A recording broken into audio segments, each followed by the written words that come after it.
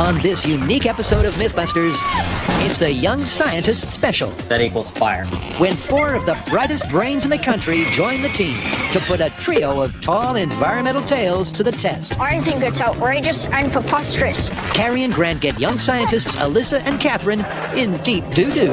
Who's having a good time here? No comment. Can this awesome foursome fire up a mower on methane? I told you we needed an electric start on this thing. The full start was cheaper. Then Adam has a brain explosion Hit me in the head. That's it. when he, Jamie, and Brandon put a new spin on electric vehicles. That was awesome. Finally, can Scotty take the heat Is there any way you can make it louder? Shut up. as she, Tori, and Whiz Kid Eric blow the lid on global warming? Who are the MythBusters? Adam Savage It's time to destroy it. and Jamie Heineman. I like it. Between them, more than 30 years of special effects experience.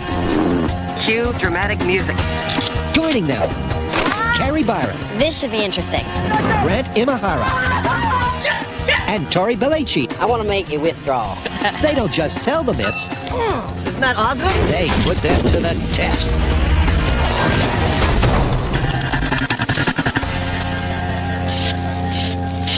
Young Scientist Challenge. Absolutely. 40 of the brightest science whizzes in the country, all competing for the prizes being named Discovery's Young Scientist of the Year. 40 finalists, huh? How did they pick a winner? They run them through some fairly serious scientific hoops, a set of challenges designed to find out who is the smartest science kid on the block. Well, what did they get? For starters, they get a fistful of cash, man, $20,000. That's not bad. Not bad at all. The winner of the 2007 Discovery Channel Young Scientist Challenge, Eric Gustafsson. So that kid Eric, he's the winner. Yep, and don't forget, he doesn't just get that dough, he actually gets our prize as well, where he and 3 of his co-finalists get to come right here. And work with us. Yep.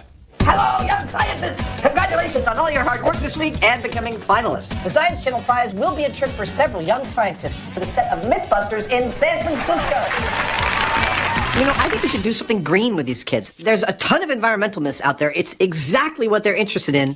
That's what we should tackle. Right, well, let's see who we got to work with. Would Alyssa Chan come up here, please? Alyssa? How about Catherine Haber? Where are you, Catherine? Brandon Shee, where are you? Eric Gustafsson, where are you, Eric? They look like a great bunch. I can't wait to meet them. You don't have to wait long, they'll be here soon. Excellent. Let's get to work. Okay.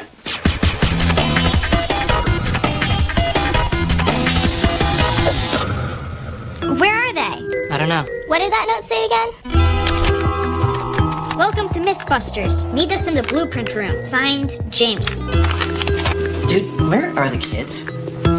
I don't know. Well, where did you tell them to meet us? Oh. Hey guys, I'm so sorry we're late. It's really all Jamie's fault. Yeah, you guys are looking a little green. We have a bunch of green myths to test. Can you guys help us test them? Yeah.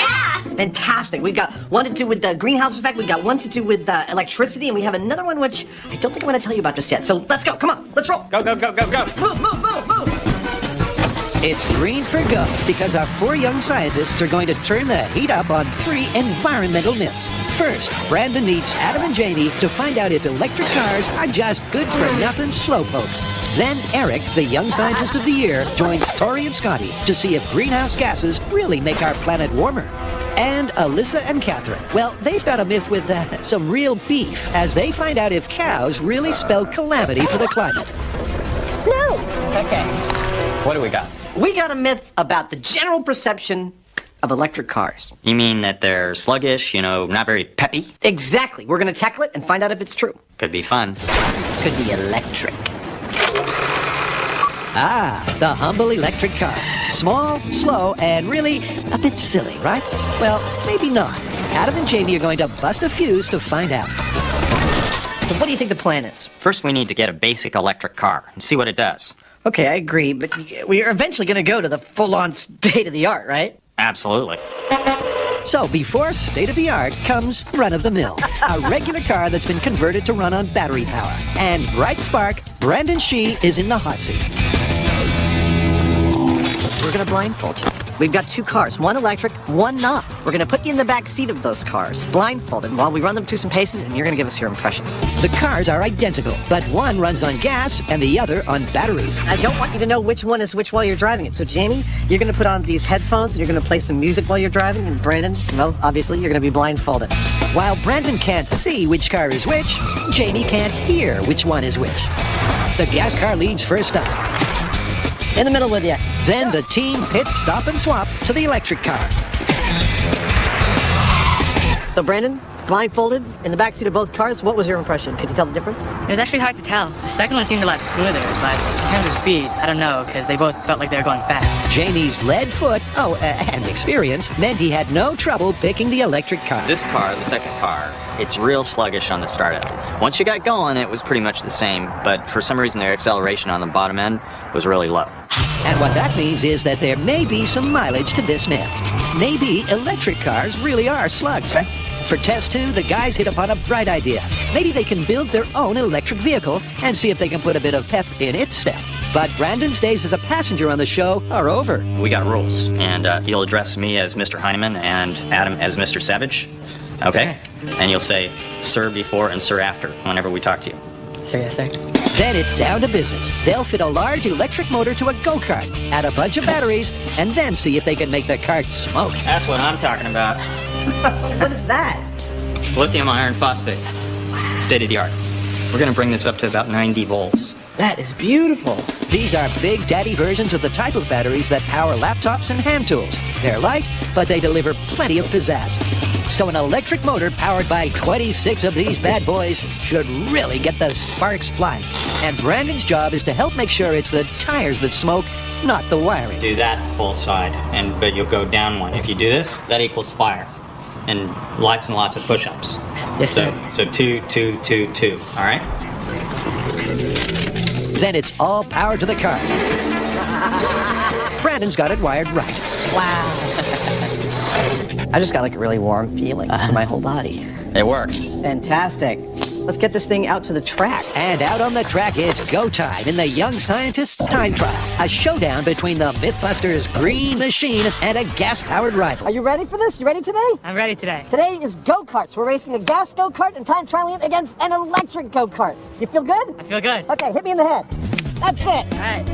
Adam's first weapon of choice is the gas guzzler. Gasoline-powered go-kart time trial. 3, 2, 1, go. Adam will get 4 laps, and the fastest one will count. He's quick, but it soon got him all in a spin.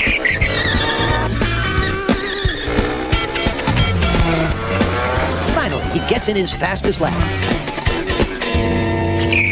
How did I do? 58 seconds. Ha! Let's break out the electric one. Later, our bovine back ends threatening our planet. Girls ready to see how dirty science can get? But next, Eric, Tori, and Scotty put melting ice caps under the MythBusters microscope. Let's start melting some Jamie. It's the MythBusters Young Scientist Special. And next, it's a myth that's got a lot of people hot under the collar. Okay, Tori, so you've heard of global warming, right? Yeah. Well, some people think that carbon emissions are increasing the amount of CO2 in the atmosphere and raising the Earth's temperature, therefore causing the polar ice caps to melt, and that's not good. What you're saying is maybe we should test to see if CO2 does increase the temperature in our environment. And while we're at it, I think we should test some other gases to see if they're also contributing. Many people remain unconvinced that CO2 and other greenhouse gases are causing the Earth to warm up. It's a hotbed of controversy. A controversy that the young scientists want to resolve right here, right now. What's the plan? How are we going to test this? Well, I think we should build a series of greenhouses. We'll fill them with our different greenhouse gases, put some ice inside, and see if it has an effect on the ice melting. That sounds great. But you know what might be kind of cool is instead of just ice, we do ice sculptures. But I don't think I'm going to be able to do 4 exact sculptures. So what I'll do is I'll make a little maquette, we'll have it scanned into the computer, and we'll use a CNC machine to make duplicate ice sculptures. And while you're doing that, I'll get to work on the greenhouses. The plan, build identical greenhouse boxes, put identical ice sculptures in each, add measured quantities of CO2 and methane, and see what happens. To help them out, Discovery Channel's Young Scientist of the Year. At just 11, Eric Gustafson's the ultimate pocket rocket scientist. Now, are you familiar with global warming? The fossil fuels are made up of strings of hydrocarbons, and when you burn them, they release many different greenhouse gases, mainly carbon dioxide and methane. Eric's got it down, but for the rest of us, well, here's a graphic. Light waves from the sun travel through the atmosphere and are absorbed by the Earth's surface, warming it up in the process. That heat is then radiated from the surface back to the atmosphere, where gases like CO2 absorb it and in turn heat up, increasing the warmth of our environment. At least, that's the theory. But back to business, measuring up for the greenhouses. Scotty, I think I have all of the marks now. And organized in the little piles. Yeah, I have number 1s, number 2s, number 3s. Perfect. I better keep you around. Next, they frame it all up and turn the back into a heat trap. The reason we're painting it black is because it'll absorb more heat and more light and re-emit it as a longer wavelength, and that's the whole reason the greenhouse effect works. Hey, Eric. Yeah? Here's $20. I want you to go paint Adam's car now. Really? Be a good boy. The greenhouses are covered in mylar, so the light gets in, but the gases don't get out. Then they seal the seam with silicone. All right, Eric, so our first box is complete. Yep. Thanks for your help. I'm going to knock out the next 3. Why don't you go help Tori with the ice sculpture? Okay. Well, that's a move that takes Eric from the greenhouse to the madhouse. So, Eric, you've seen the show, right? Yep. You know what's in this box, right? No. This is a block of C4. You're gonna sculpt Adam out of C4, and at the end of the episode, we're gonna blow it up. You gotta be careful because it's very volatile. I mean, if you drop it, it could go off. Okay. So be careful, take it slow. You don't want to peel off the wrapping too fast because it might set it off. I'm not sure if he's crazy or not right now, but I'd much rather have him sculpt Adam out of C4 explosive. And here's the mission. Tori will mold a Jamie doll, Eric an Adam doll, and the best looking one will be the model for their ice sculptures. Isn't working on MythBusters fun? Sometimes. But then there are the times when you could potentially be exploded, so. I know. It's like you gotta take the good with the bad. That's what I always say. Tori's going great guns, while Eric's handling his with kid gloves. All right, Eric, you done? Yep. Okay. What do you think? Wow, that looks just like Jamie. That looks just like Adam. Sweet. Okay, now that they're done, why don't we scan this one? And we'll use this for the ice sculptures. Okay. And then we can blow that one up. Awesome. Yeah. For our global warming experiment, we need 4 identical ice sculptures. So we're here at Artistic Ice Design, where they're gonna use their CNC machine to make us 4 ice Jamies. See the drill? Yeah. Carve it up, bro! These CNC, or computer numerical control machines, are programmed to produce identical sculptures. But as for that grating din they create... Don't you just love that sound? What's wrong, Scott? Each sculpture takes around 40 minutes to carve. And then 4 identical ice Jamies emerge. Get it, America. You got it? Yeah, boy. No, let him, he got it. Come on, man. What are you doing? Don't drop them. Now that I have my army of ice Jamies, I'm gonna take over the world. But first, I wanna see which greenhouse gases cause these ice sculptures to melt faster. Let's go, buddy. Can you guys make me one more? Our young scientist Brandon and Adam and Jamie are testing the tale that electric cars have no get up and go. Adam's already taken the gas cart for a spin. His fastest lap, 58 seconds. But will it run rings around the electric one? This falls into the category on MythBusters of another thing I get to do that is so crazy cool. Like sitting in the doorway of a helicopter at 3,000 feet, having an octopus eat out of my hand. Skydiving. Racing these go-karts is such a rush. Adam's hoping to put in an electrifying lap on the battery cart. But 26 high-output batteries have beefed up the cart in a way the guys weren't quite expecting. This one is 302 pounds. 302 pounds? 120 some odd pounds heavier than the gas. That's what the batteries and all the rig weighs. What are you gonna do? Well, take it out on the track for starters. Adam's revved up to see if his electric charge can give the gas burner a bit of a jolt. Both carts develop an identical 25 horsepower. So will the extra weight of the batteries slow down the electric cart? Battery doesn't have the growl of gas, but Adam's hoping it's got the bite. He has 4 laps to find out. That's absolutely silent. All I can hear are the tires. It's almost like he's not there. And a montage later, the results are in. 1 minute. Woo! Dude, this thing smokes! So the slug tag's starting to look a little tarnished. Electric versus gas go-karts. What do you think? Well, time-wise, there was no difference between the two. Yeah, the electric held its own. It was no slug. After the break, Alyssa, Catherine, Carrie, and Grant end up in a sticky situation. There's gotta be easier ways to save the environment. And later, Brandon, Adam, and Janie see if an electric bike can burn rubber.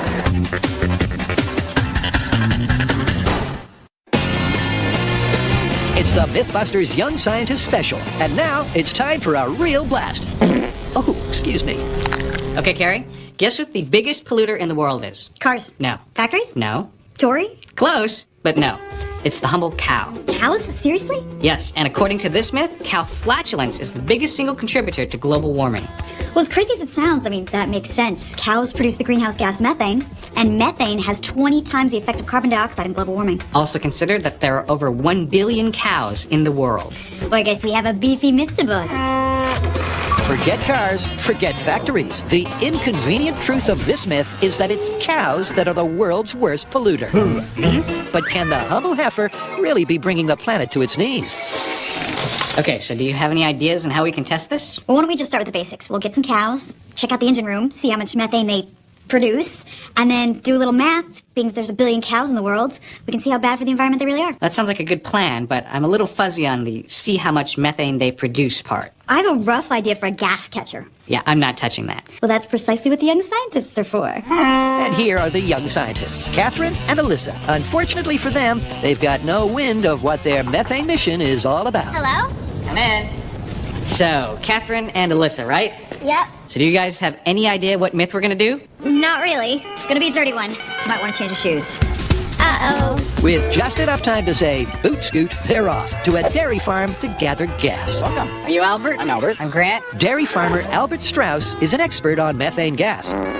His famous Creamery Organic Farm's been going since 1941. We are on the hunt for some methane, and we followed our noses here. You came to the right place. What we're trying to find out here today is how much methane a single cow toot would contain. And then from there, we can figure out the impact that one of these little cows has on the environment. Luckily, the MythBusters have plenty of experience with bovine behavior. This is starting to feel like a bad idea. So the young scientists are in good hands. Give him back! Heavy slime. The plan is to bag bovine bottom burps using a yet-to-be-patented gas grabber. Plastic bag at the end of a pole with a string. And so when the cow lets off some gas, she pulls the string, and hopefully in that bag will be something that constitutes methane. Slowly. Carrie waits for the exact moment to pounce. Grant, this is utterly disgusting. You're doing great. Try and blend in. Oh, there's one up there, up to your right. Oh, no, that's a number 2. Lucky she's got lots of backup. I don't think they like you. Maybe if you rub some poo on you, you'll smell more like them. And as with all great plans, Careful. Easy. Slowly. That's good. Yeah, I think you got it. I don't think they like that. One down. Good job. That's not as easy as you might think it would be. but has Carrie nabbed a bag of wind or just a bag of hot air? Only UC Davis air quality guru, Dr. Frank Midlerner, can tell. You've measured the wrong end. The majority of methane comes from the front end of the cow, not the back end. Yep, you heard right. After all their effort, they've got the wrong hole. So how is the methane produced? The methane is produced in the rumen of the cow, the first stomach. It's very large, about 50 gallons. 50 gallons? Yes, the microbes inside the rumen keep producing methane gas. And of course, one way or another, this methane has to come out. But the main end is the front. She's belching it out. Inside these bovine biobubbles, they can monitor methane levels from every burp and every cow pat to levels of 1 part per billion. So generally, how much methane does one cow produce? Just as a rule of thumb, between 250 and 400 pounds per cow per year. So that's 1 billion cows making 400 pounds of methane each a year. Ouch! And that's not the only bad news. Once the manure gets old and older and stored someplace, it produces methane as well. It's methane mayhem, all right. But what's that mean for the myth? Okay, what did we learn so far? Your average cow burps over 300 pounds of methane per year, which doesn't sound like a lot, but considering there are over 1 billion cows in the world, that's almost 16,000 tons of methane per hour. And to make matters worse, as the manure rots, it creates more methane. So all in all, it's looking like cows are pretty bad for the environment. No, not so fast. I mean, while there's nothing you can do about the burps, apparently you can harvest methane from manure, which you can then use to power things. You realize that means we have to collect poo. which is precisely what the young scientists are for. And what better place to harvest this cow dung than back at the creamery? You girls ready to see how dirty science can get?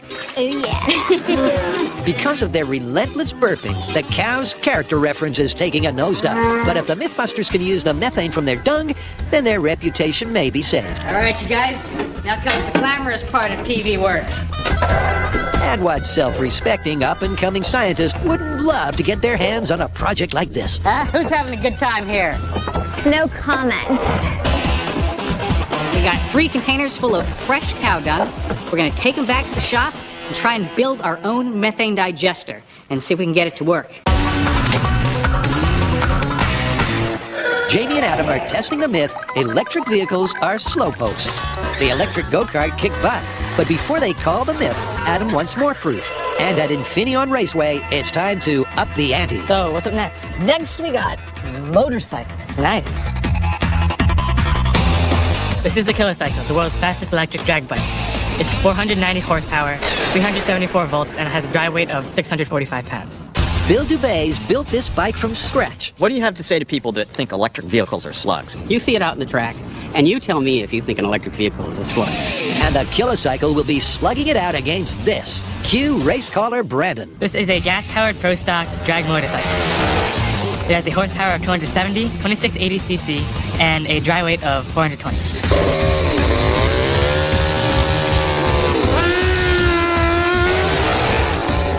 And the contender, pure electric grunt.